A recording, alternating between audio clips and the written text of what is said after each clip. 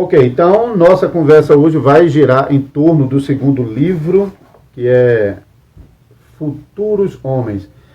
Inclusive, algumas igrejas, alguns anos atrás, se reuniram para criar um acampamento chamado Homens do Futuro, né, acampamento Homens do Futuro, liderado pela igreja presbiteriana, a primeira igreja presbiteriana de Aracaju. O pastor Alan Kleber, inclusive, tem alguns vídeos no YouTube falando sobre esse acampamento. Esse acampamento já aconteceu em Recife, se não me engano, em 2012. Acho que 2012. Eu participei desse acampamento com o meu filho, então era para homens, então para despertar masculinidade. Eu participei, meu filho na época era bem pequenino, acho que tinha talvez 4 a 6 anos, alguma coisa assim, talvez um pouco mais, 8 anos talvez. Então, junto com outros pais que, junto com seus filhos, estavam trabalhando e interagindo com outros homens, pais de famílias e outras crianças, homens, para realmente despertar, que é o propósito desse livro. Esse livro, Futuros Homens, é justamente falar sobre masculinidade bíblica. O subtítulo do livro Futuros Homens é justamente criando meninos para enfrentar gigantes. Futuros homens criando meninos para enfrentar gigantes. Então nós queremos mais uma vez dar as boas-vindas a você que está acessando a live nesse momento. Se você está acessando pela primeira vez e ainda não conhece o programa, eu espero que você possa ficar até o final, avaliar. Se você se agradar, então você curte a página também, compartilha o conteúdo, se você assim desejar. Lembrando que o nosso programa tem o apoio da Livraria Reformada 5 Pontos, também do Instituto João Calvino. Se você ainda não conhece a Livraria Reformada 5 Pontos, você pode acessar aí www.livrariareformada.com.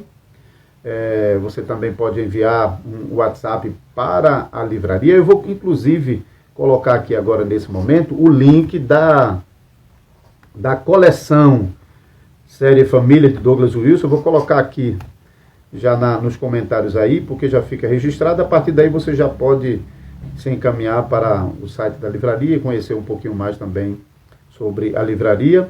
E se você veio da livraria encaminhado para cá, para o programa, nós convidamos você também a curtir a página Voz da Reforma. Nós temos nesse programa aqui tratado semanalmente sobre temas relacionadas com as doutrinas bíblicas, doutrinas cristãs, particularmente aquelas dentro da tradição reformada.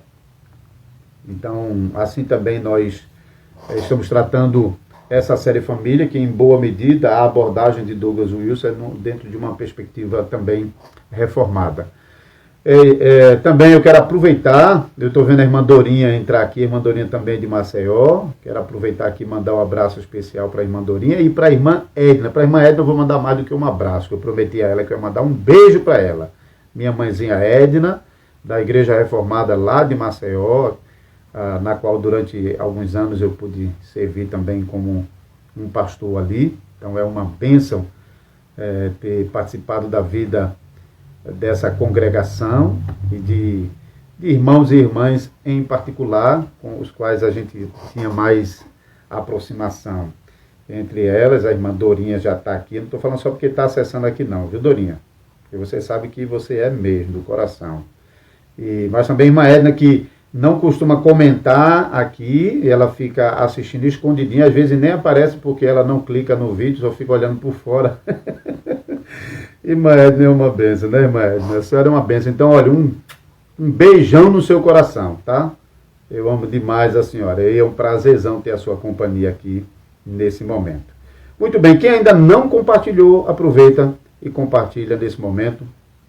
E vamos já dar início ao nosso programa de hoje, com a graça de Deus.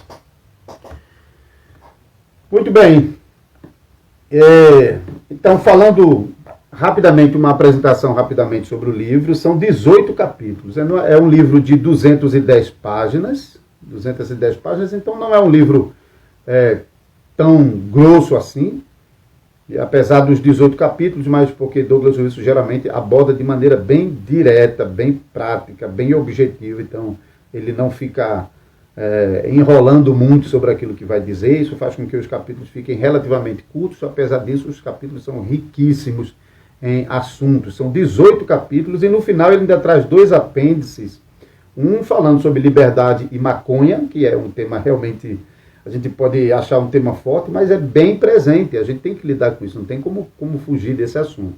E ele brevemente, provavelmente é um assunto que ele vai tratar com mais detalhe em outro momento, mas agora como apêndice ele já apresenta uma avaliação da maconha como uma coisa pesada, embora somente em alguns casos pode ser comparado com outras substâncias, até mesmo bebida alcoólica, e café, e tabaco e outra coisa, mas ele realmente mostra que há uma distinção na força do dano que pode causar. Hein?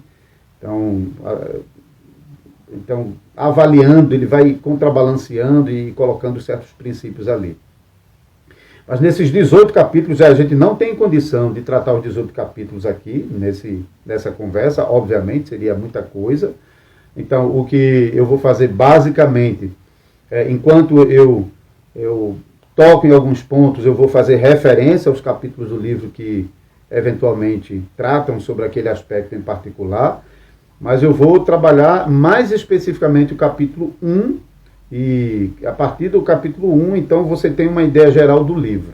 Outra coisa é que alguns capítulos desse livro ele vai tratar em livros específicos, por exemplo, sobre a questão de namoro, ele vai tratar em um livro específico sobre cortejo, Sua Filha em Casamento, né, o livro, a questão de liderança e um governo pactual do lar, ele vai tratar isso em um livro específico, O Marido Federal, e também sobre nuances de casamento, ele também vai tratar em um livro específico, que é a fidelidade, como ser marido de uma só mulher. Então, alguns aspectos ele mesmo vai desenvolver melhor em outros livros. Então, aqui eu vou focar mais no primeiro capítulo, e então, a partir desse primeiro capítulo, e nas conversas aqui, de vez em quando, eu estou fazendo referência a outros capítulos do livro.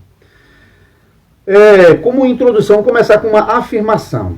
Tá? A afirmação não vem do livro, mas é um pensamento que brota realmente do livro. Homem é homem. Você pode pensar, bom, mas isso é meio óbvio, hein? Claro que homem é homem. Pode parecer meio óbvio, mas não é tão óbvio assim na sociedade que nós estamos vivendo nesse momento. E falando particularmente aqui de Brasil, né?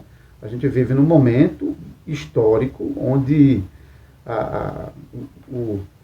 o sexo masculino e feminino não tem sido tão bem definido assim, e até em boa medida tem sido redefinido e até tratado como questão de gênero que pode ser variável. Então, realmente, não é uma coisa tão óbvia assim que seria dispensável. Essa redundância acaba realmente sendo uma redundância necessária, dada a situação de fraqueza de identidade masculina na sociedade que a gente vive hoje.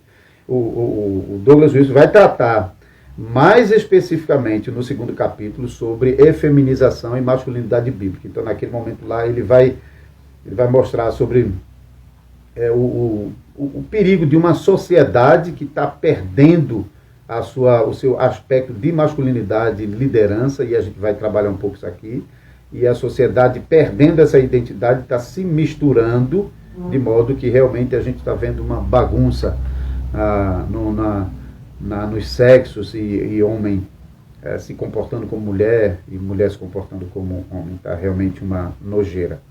Então, as famílias cristãs têm um desafio muito grande mesmo para estabelecer um ambiente do lar, que começa com um ambiente de liderança. E esse ambiente de liderança é marcado por características masculinas. Então, é um desafio para as famílias cristãs de não chegarem ao ponto de deformar o ambiente cristão para ser um ambiente meio efeminizado. Mesmo sem a intenção, mesmo sem perceber, muitas vezes lares cristãos não têm realmente criado um ambiente fortemente cristão. No capítulo, acho que capítulo 10, no capítulo 10, Douglas Wilson vai falar sobre filhos homens no meio de mãe e irmãs.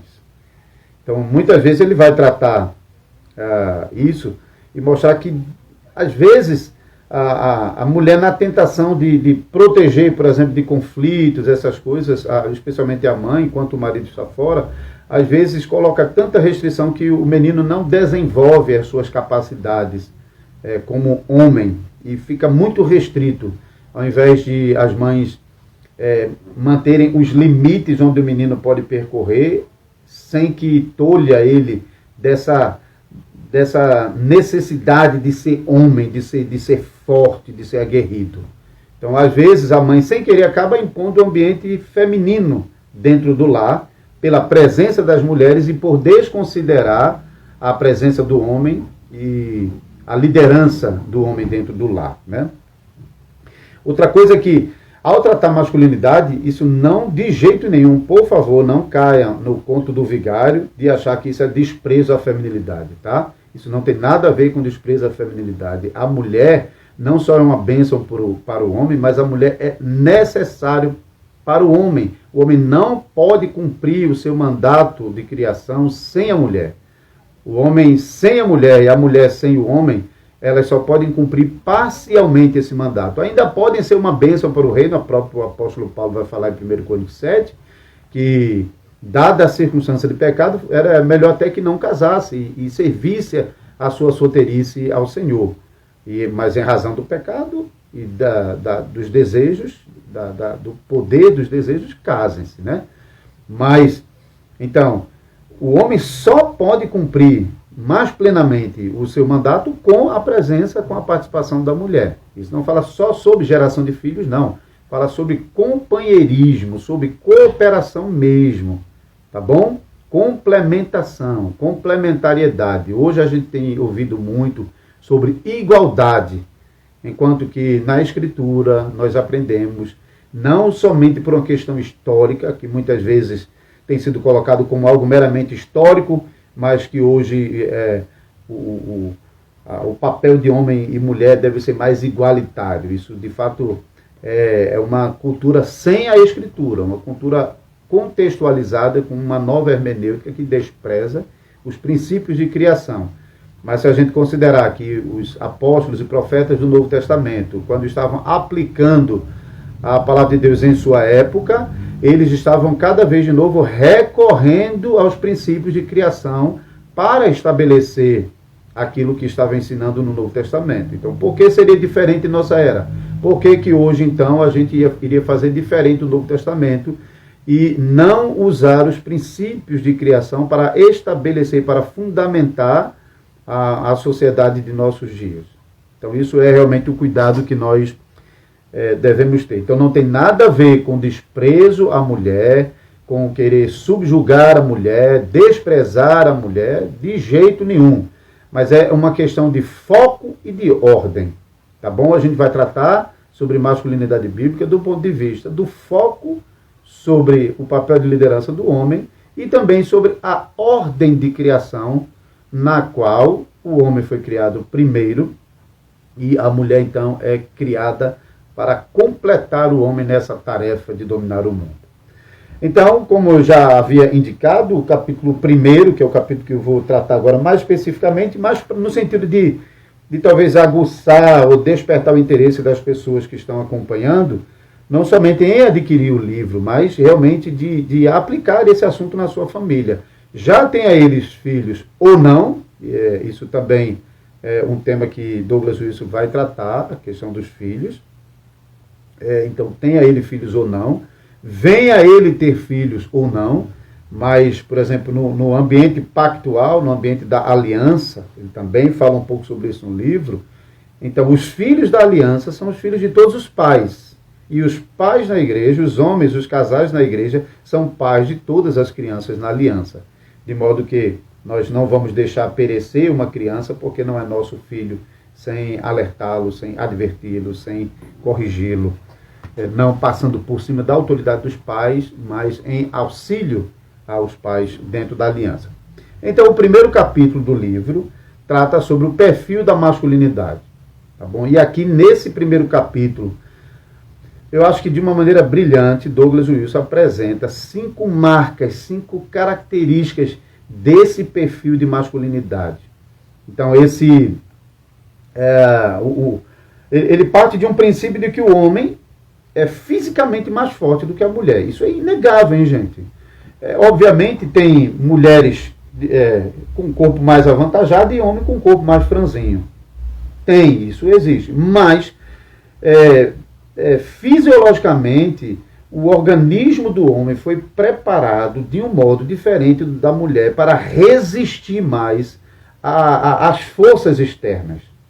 Então, por causa disso, o homem ele não é mais forte fisicamente do que a mulher por mera coincidência de jeito nenhum, mas é por propósito.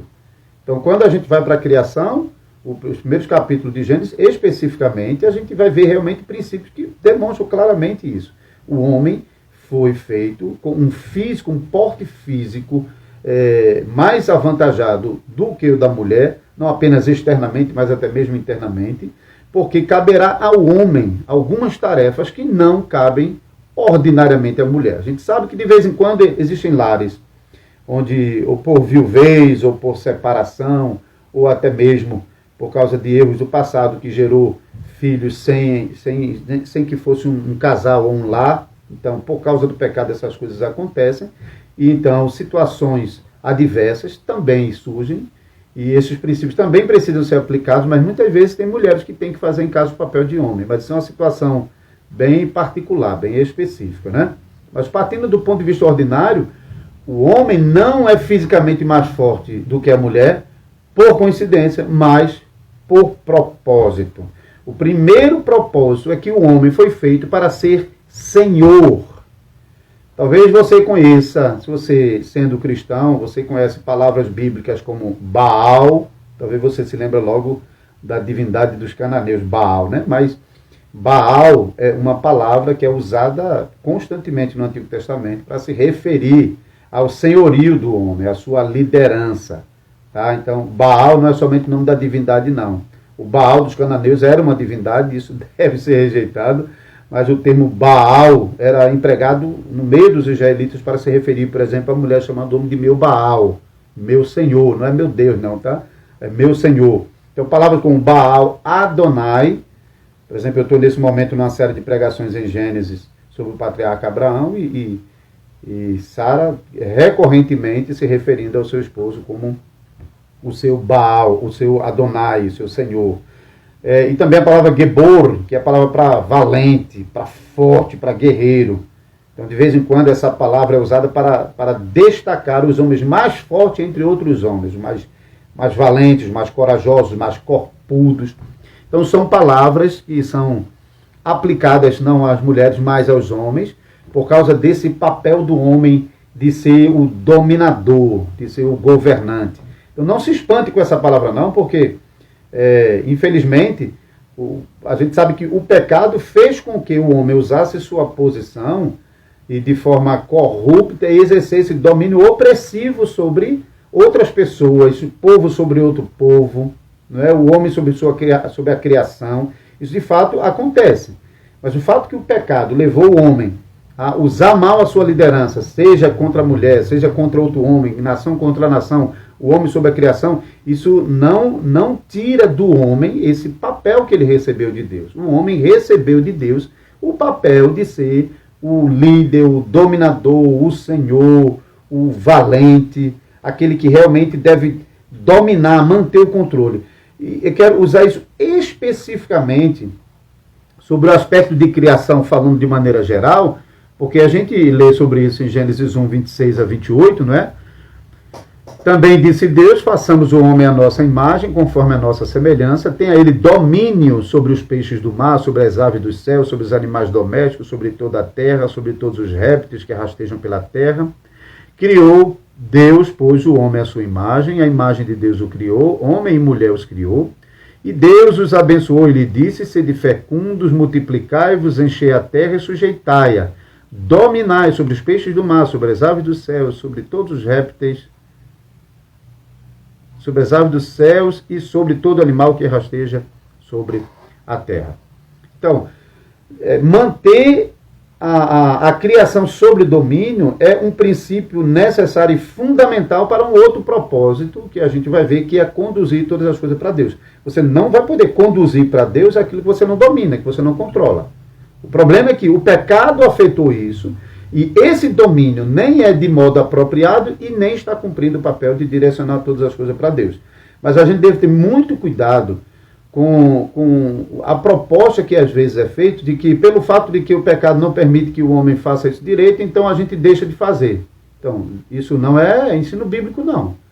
Aquilo que nós somos chamados a fazer na Bíblia, devemos lamentar que por causa do pecado não estamos conseguindo fazer bem, e devemos aprender a recorrer a Deus e a sua graça para que a gente possa fazer da melhor maneira possível aquilo que somos chamados a fazer. Então não é justificativa abandonar uma ordenança bíblica sob pretexto de ter a nossa capacidade de fazê-la enfraquecida por causa dos nossos pecados. Tá certo? Então, o homem tem que dominar a criação. A criação tem que ficar sob domínio do homem. Embora o homem muitas vezes está dominando de maneira perversa sobre a criação, e falando sobre animais, sobre o solo, sobre todas as coisas, é verdade como tem feito isso, mas isso então não tira do homem o seu papel, o seu propósito de realmente dominar a criação. A criação não tem que dominar o homem. A gente vive numa tensão por causa do pensamento mais ambientalista de hoje, que de um lado tem uma razão para esses movimentos ambientalistas existirem, a perversidade do homem contra a criação que Deus chamou ele a dominar para conduzi-la a Deus. Então, isso dá espaço para que realmente surjam essas organizações que buscam proteger o meio ambiente. Isso não é ruim, não. Mas, ao mesmo tempo, muitas vezes, esses movimentos querem colocar os animais e plantas e outras coisas como sendo mais importante que o homem. Então, mata o homem, mas deixa isso aqui. Não foi o homem que foi criado em razão dos animais, ou das plantas, ou do mar, ou do céu, de qualquer coisa. Não, o mundo inteiro foi criado em razão do homem. Então, você vai para Gênesis 1 e você vê na ordem da criação todas as coisas sendo criadas e organizadas para servir ao homem, a fim de que o homem cumprisse o seu propósito de servir a Deus. Então, a gente não pode deixar de exercer esse domínio em razão do fato de que, muitas vezes, esse domínio tem sido mal empregado pelo homem. Porque se a gente for fazer a mesma coisa em outras áreas, então todas as áreas deveriam ser abandonadas pelo homem, porque nenhuma das áreas o homem consegue fazer bem. Qual área que ele consegue fazer bem? Nenhuma. Do culto ao Senhor, ao casamento, a trabalho, a cultura, tudo o homem perverte. Mas isso não é motivo para abandonar a sua responsabilidade. O segundo propósito, porque o homem foi criado mais forte do que o homem, do que a mulher, por exemplo, para ser... Douglas Wilson usa a palavra agricultores, mas você lendo, você vai perceber que ele não está falando somente daquele que está mexendo com a terra. Ele está olhando para Gênesis 1 e olhando para a responsabilidade do homem de cultivar a terra, no sentido de fazer com que a criação se desenvolva, mais uma vez, com o propósito de glorificar a Deus. Então, o homem tem o poder, a força para controlar, como senhores da criação, a fim de fazer com que a criação se desenvolva para oferecer o melhor para Deus. No princípio, então, isso começa na maneira mais rudimentar, com o cultivo das plantas. Depois da queda, acrescenta-se a domesticação dos animais, porque agora a carne do animal vai ser adicionada à dieta humana. E então isso vai se estendendo para explorar todos os recursos da natureza, minérios, a exploração do céu, dos astros, e, por exemplo, o desenvolvimento de tecnologia na busca de dominar o espaço. Então isso tudo realmente faz parte desse mandato do homem. Se, mais uma vez, de vez em quando, os homens, em sua perversidade, estão usando essa capacidade de dominar sobre a criação e explorar a criação para o próprio mal do seu próximo, isso é a corrupção do pecado, mas isso não deve em si impedir que esse trabalho realmente aconteça. É chamado do homem cultivar, desenvolver a criação, para que a criação possa se desenvolver para a glória de Deus. Então, o homem é fisicamente mais forte para dominar e para realizar os serviços mais pesados. Tá certo? Em terceiro lugar, Douglas Wilson fala sobre o homem como um salvador. Muito interessante isso. Esse aspecto é muito interessante.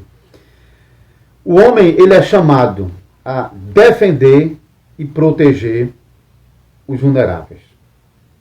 Então veja, isso é extremamente importante. Quem melhor, até isso é muito lógico, quem está melhor preparado fisicamente para defender e proteger os vulneráveis? O homem. O homem recebeu um corpo para isso, enquanto que a mulher recebeu o corpo mais frágil para ser protegido pelo homem. Não é o inverso, não. Deixa eu lhe dar somente uma situação ordinária, porque em situações extraordinárias pode acontecer que um homem está doente, tão doente que a mulher tem de proteger ele de qualquer outra coisa, certo? Isso realmente pode acontecer.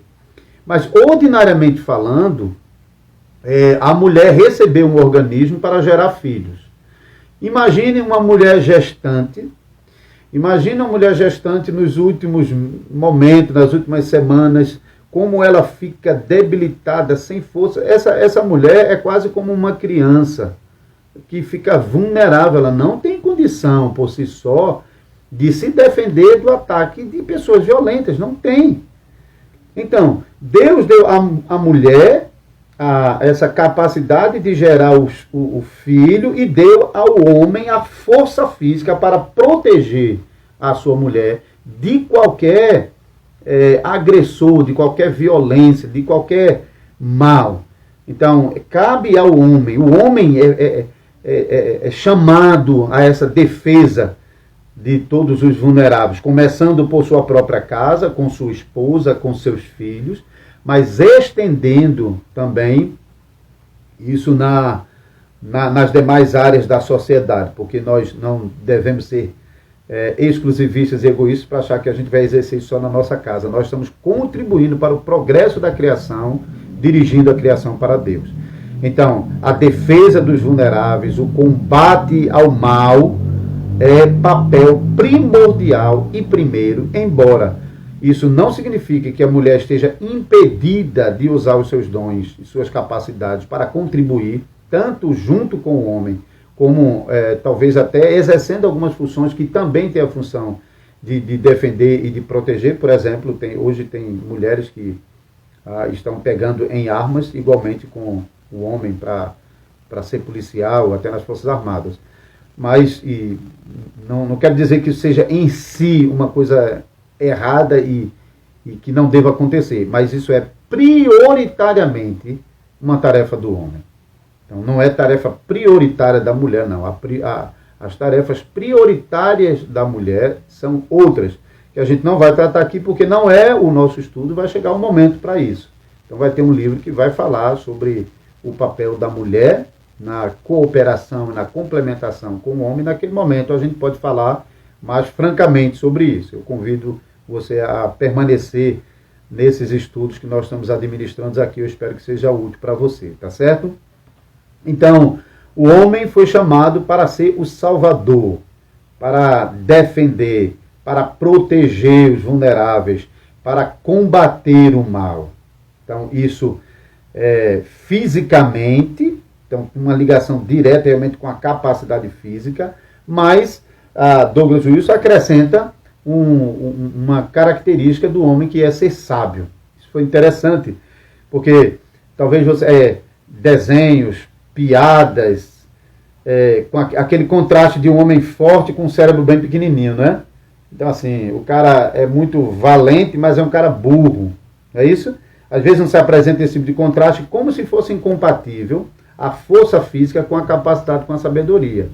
Isso não é incompatível, não. Pelo contrário, essa combinação é necessária, porque a força física não prescinde da sabedoria. De jeito nenhum.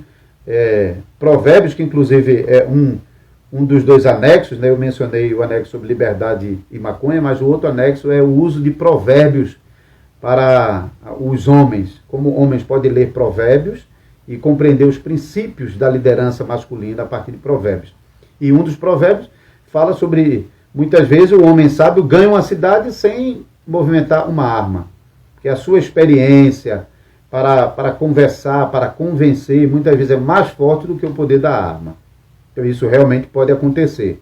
Então, a força física que impõe o homem como senhor, como o cultivador do serviço pesado, como o salvador que defende, que protege, não é incompatível com o homem sábio. Pelo contrário, o uso da força sem sabedoria pode ser desastroso, pode ser danoso. Basta você aplicar isso em qualquer circunstância da vida, no seu trabalho. Não adianta ter força para arrastar um móvel, se a pessoa não tem a maior noção que dentro do móvel tem lá umas taças de cristal que precisa ser tirado primeiro, né? Antes de arrastar o móvel, porque senão ela vai tombar e vai quebrar. Então, assim, a força física, ela não prescinde da sabedoria. Tem que haver sabedoria. E o homem, ele foi feito para conhecer. Nós fomos criados para conhecer, para crescer, para desenvolver no conhecimento.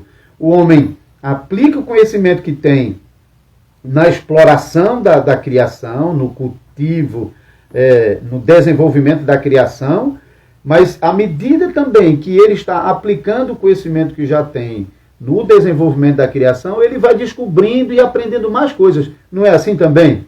Na sua vida, você está realizando um trabalho, por exemplo, a mulher está limpando o peixe, as escamas do peixe, e descobre que está muito difícil de fazer, e ela inventa lá um negócio lá com umas garras lá que facilita limpar. Então veja, ela descobriu uma maneira de fazer melhor a partir da execução da tarefa. Então, nós vamos usar um conhecimento prévio para realizar uma tarefa, e naquela tarefa descobrimos outra. Esse desenvolvimento do conhecimento explica, por exemplo, o desenvolvimento das ciências. O desenvolvimento das ciências é o conhecimento prévio do homem aplicado a uma tarefa, e nessa tarefa a descoberta de novas coisas e a aquisição de novos conhecimentos. E até falei no estudo de quarta-feira sobre os pressupostos cristãos que favoreceram o desenvolvimento da ciência, porque para que o homem pudesse explorar a criação, como a gente está vendo em Gênesis 1, ele precisa realmente ter esse mandato aqui de Deus. E reconhecer que criação e Deus não são a mesma coisa. Criação existe, mas foi criado por Deus, mas é independente de Deus. Então Deus deu a criação para ser explorado. Nas demais religiões, onde criação nada mais é do que uma emanação de Deus, uma extensão de Deus, as ciências não se desenvolveram porque eles não poderiam escavacar muito essa criação, porque afinal de contas eles estavam mexendo com Deus, porque não era emanação de Deus, não era uma manifestação de Deus, eles não poderiam explorar tanto essa criação. Então as ciências nunca se desenvolveram, embora no passado a gente tem, por exemplo, no Egito, no Sumério, algumas coisas bem desenvolvidas, mas no aspecto das ciências modernas, o desenvolvimento aconteceu no Ocidente com o pressuposto do cristianismo, de que há verdades absolutas e que a criação é dada ao homem para ser explorada e dominada. Então esse conhecimento são conhecimentos necessários para o homem. Então, se não tem como você cumprir o propósito da sua existência no mundo sem você saber qual é o propósito. Hein? Você está no mundo, se você não sabe qual é o propósito, se você não tem esse conhecimento do propósito, como é que você vai desenvolver esse propósito? Hein? Você tem que adquirir esse conhecimento do propósito. E onde a gente vai encontrar isso? Na Bíblia. Também não há como servir bem a Deus se você não sabe qual é a vontade de Deus. Como servir bem a Deus sem conhecer a Deus? Então temos que conhecer a Deus. E onde nós conhecemos a Deus? A Bíblia. Então a Bíblia é realmente a nossa fonte. De tudo que a gente tem dito até agora, a fundamentação parte das Sagradas Escrituras. Então não é sem as Escrituras. O homem não está descobrindo essas coisas. O homem não está inventando essas coisas. O homem não está inventando propósito para ele nessa vida. Isso faz o homem sem Deus. O homem sem Deus, ou ele se perde numa vida sem propósito e vive no mundo sem nenhum objetivo, deixa a vida me levar, ou ele vive numa confusão de propósitos, porque então cada um vai determinar propósitos diferentes, isso vai mudando de acordo com a época. Então tem época que o foco, agora por exemplo, o foco está na vida, está na saúde. Em outras épocas a foco estava na moralidade, em outras épocas o foco estava na divindade. Então o homem, ele vai mudando conforme a sua época. Mas se ele tem a palavra de Deus como seu guia e fundamento, nós podemos, igualmente a Adão no princípio, aprender o propósito da nossa existência, que é promover a glória de Deus, e também como fazer isso por meio de dominar e desenvolver a criação com sabedoria, né? E usando o vigor, falando mais especificamente do homem, do macho, e com o auxílio da sua esposa, conforme nós veremos em outra ocasião. Então, no capítulo 5, Douglas Wilson vai falar sobre a sólida alimentação doutrinária. Ou seja, nada do que nós estamos dizendo pode ser dito e afirmado sem a palavra de Deus. Então, o fundamento é a palavra de Deus. A palavra de Deus deve estar no fundamento da liderança masculina, da sua exploração da criação, da execução desses propósitos que a gente está vendo, tem que estar fundamentado nas Escrituras. Nós estamos realizando um estudo mensal com homens na congregação, e nesse momento o que a gente está tratando são as principais doutrinas bíblicas, porque um homem não pode liderar o seu lar sem a palavra de Deus e sem conhecimento de Deus e das doutrinas fundamentais do cristianismo. Porque se um homem, por exemplo, não tem a prática de abrir constantemente a Bíblia dentro de casa, para que a sua esposa e seus filhos possam crescer, aprendendo que ele está governando a casa em nome de Deus e para Deus, não por si só, um homem que não está constantemente abrindo a palavra de Deus em casa, é como se ele estivesse ensinando a sua família que ele está governando a sua família por seu próprio pensamento, por sua própria força, com o seu próprio propósito. É como se fosse ele mesmo ali liderando por ele e para ele. Ele só pode justificar que está governando em nome de Deus se ele estiver abrindo a palavra de Deus, lendo a palavra de Deus, ensinando a palavra de Deus e mostrando que tudo que ele tem feito é no sentido de colocar em prática a palavra de Deus. Então, não pode, sem o fundamento da palavra de Deus, não é possível. Então, o conhecimento que o homem adquire, ele tem como fundamento da palavra de Deus, e a partir da palavra de Deus ele vai adquirindo conhecimento também na criação, conforme nós recebemos como mandato de Gênesis capítulo 1. E para concluir essa parte, então, eu sou pastor reformado, eu posso falar mais dos documentos reformados, mas eu sei que outras confissões históricas reformadas também falam sobre isso. A Confissão Belga, por exemplo, o artigo 2 fala sobre... O artigo 1 falou sobre Deus, e o artigo 2 como nós conhecemos a Deus, como Deus se faz conhecido. Então o artigo 2 vai falar sobre as duas formas que aprendemos na palavra de Deus, por meio das quais Deus se faz conhecido a nós, por meio da criação e governo de todas as coisas e por meio da palavra de Deus.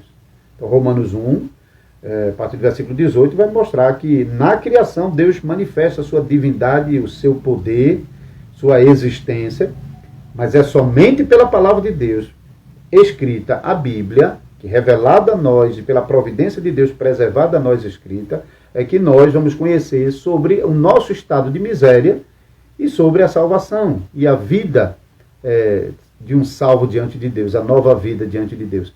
Nós não vamos entender bem a nossa existência em pecado, a nossa situação no pecado, nós não vamos entender bem como a salvação pode acontecer e acontece em Cristo Jesus, e não vamos aprender bem como deve ser a nossa vida cristã como salvo, senão pela palavra de Deus. Ninguém, minha filha em casa está aprendendo isso, a pequenininha de 9 anos, o que é que você olhando para uma árvore, para um animal, para o arco-íris, você não consegue aprender? Por exemplo, um índio que nunca conheceu a Bíblia, ele olhando para um arco-íris, para um animal, para o mar, para uma planta, ele vai saber que ele é pecador e que precisa de Jesus Cristo? Não vai. Então tem coisa que a criação não pode fornecer como conhecimento. Nós dependemos da Bíblia para isso. Então, homens sábios não são aqueles que meramente aplicam o conhecimento adquirido na criação sobre as diversas circunstâncias, mas aqueles que reconhecem esses conhecimentos e usam esses conhecimentos com o propósito final de conduzir a criação para Deus, para promover a glória de Deus. E isso é o quinto e último ponto desse perfil de masculinidade que Douglas Wilson trata nesse primeiro capítulo e que permeia o restante do livro. Por isso eu foquei nele, para só chamar a sua atenção para isso, mas para estimular você a ler todo o livro também. Hein? Não quero que você deixe de ler todo o livro não, tá bom? Então, o homem é portadores, os homens são portadores da glória de Deus. O que nós lemos já em Gênesis 1, capítulo 26 a 28? O homem carrega a imagem de Deus. O homem foi feito à sua imagem e semelhança. A gente sabe que depois da queda, a situação mudou. Porque o homem, essa imagem e semelhança, tem uma discussão sobre se acabou completamente ou ficou deformado. Bom, de uma forma ou de outra, o homem não carrega mais aquela imagem de Deus. Essa imagem de Deus precisa ser refeita, recriada. Isso é muito claro, não tem discussão sobre isso não. Você pode ler Efésios 4, 24, Gálatas 3, 10, são textos que falam claramente que o homem está sendo recriado à imagem de Deus, está sendo refeito, o novo homem está sendo criado, aquela imagem perdida está sendo criada. Então, se foi completamente perdida ou profundamente danificada, isso tem discussão, mas quanto à restauração dessa imagem em Cristo Jesus, não há discussão. Não tem outra forma de o homem ter essa imagem restaurada, não. Então, o homem carrega a glória de Deus e foi feito a sua imagem e semelhança. Depois da queda, se você vai ler em Gênesis capítulo 5, você vai ver que Adão e Eva geram um filho segundo a sua imagem. Então veja que, por que segundo a sua imagem? Porque tudo que o homem consegue produzir é outro pecador agora, hein? Ele não consegue mais produzir um homem criado à imagem de Deus. O pecado que o homem lega a seus filhos, tanto no aspecto da culpa quanto no aspecto da corrupção, faz com que essa nova criatura nascente não carregue não porte mais aquela imagem de Deus como do princípio. Apesar disso, pela graça de Deus, essa imagem está sendo restaurada por meio do Evangelho, por meio de Cristo, por meio da obra do Espírito Santo, pela proclamação da palavra de Deus, que está restaurando a imagem de Deus perdida no homem, e por meio do homem restaurada a sua imagem e semelhança, ou pelo menos no processo de restauração, porque a santificação ainda durará até o dia de Cristo, mas esses homens e mulheres que estão sendo restaurados à imagem de Cristo, eles agora podem pegar esses mandatos de criação e aplicá-los em sua vida e, novamente, cumprindo o propósito de criação, redirecionar todas as coisas para a glória de Deus. O homem é chamado não para promover sua própria glória, mas para promover a glória de Deus. O homem não recebeu domínio sobre a criação para explorar a criação para benefício próprio. O homem recebeu poder, força física, sabedoria, o apoio e companhia da esposa para exercer esse domínio e exploração sobre toda a criação com vistas à glória de Deus. O homem precisa exercer esse mandato de modo a conduzir muitos filhos de Deus à glória e de modo a conduzir toda a criação para a glória de Cristo, debaixo do senhorio de Cristo. Então, quando cristãos estão realizando bem a sua tarefa, seja ela qual for, a mulher como mãe, homem como marido, o casal como pais, o homem como trabalhador, a mulher como professora, o homem como policial, a mulher como pesquisador, seja lá como for, quando nós estamos realizando o nosso trabalho de maneira honesta, verdadeira, fiel, com vistas à glória de Deus, e não com vistas ao homem, nem para benefício de si próprio, e nem para usar essa posição para promover o dano a outro, então nós estamos seguindo na direção daquele objetivo que a palavra de Deus nos ensina e que nós também aprendemos através desse livro aqui. Então, mais uma vez, chegando aqui a nossa conclusão, está aqui o livro de Douglas Wilson, Homens, Futuros Homens. Eu sempre invento a ver porque tem o acampamento Homens do Futuro. Então, às vezes, eu mesmo às vezes esqueço qual é o título do livro. Futuros Homens é o título do livro. Homens do Futuro é o acampamento, que também existe. Então, até mesmo a imagem aqui é sugestiva da capa, meninos brigando. Então, isso não é uma coisa completamente absurda, faz parte do desenvolvimento do menino para exercer a sua proteção dentro do lar. Ele tem que ser preparado e treinado como valente para proteger sua família. Tá certo?